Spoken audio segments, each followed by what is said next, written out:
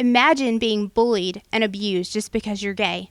I'll show you how one man took his fight to the national level, coming up on Falcon Weekly.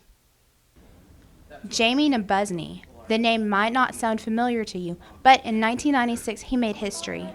Starting in middle school, Jamie began being harassed by his classmates because of his sexual orientation. Bullying started in 7th grade, and it started because people perceived me to be gay, and I didn't deny it, and so the harassment continued. Jamie's situation went far beyond verbal abuse and was so extreme that Jamie ended up hospitalized after a particularly brutal attack in which his injuries were so severe, surgery was required to repair the damage.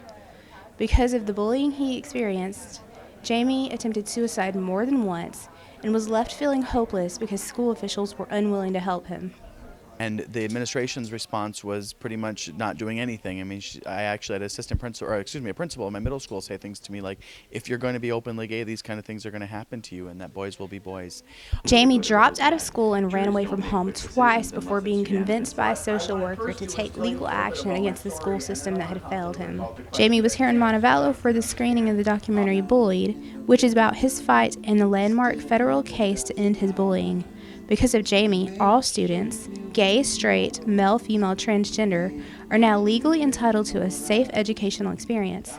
But Jamie didn't stop there. Even today, he continues his battle to bring an end to bullying. I know a lot about what it's going to take to prevent bullying, a comprehensive approach to dealing with it, as well as a community response, because bullying doesn't start in the schools and it doesn't end in the schools, and we need to be looking at a lot of different areas. Jamie now travels the country speaking to organizations like schools about his battle against bullying, while organizations like the David Matthews Center for Civic Life tackle the issue at a more local level. We sponsor programs and projects around the state that focus on community and civic engagement, how people make decisions and take action in their communities on issues of public concern. One of these issues, of course, is the issue of bullying. With Jamie being in town to talk about his experiences, the center took the opportunity to conduct a forum on bullying. University of Montevallo students and professors took part, and the research gathered will be used to find ways to educate the public about bullying and stop it for good. For Falcon Weekly, I'm Jolyn Hannah.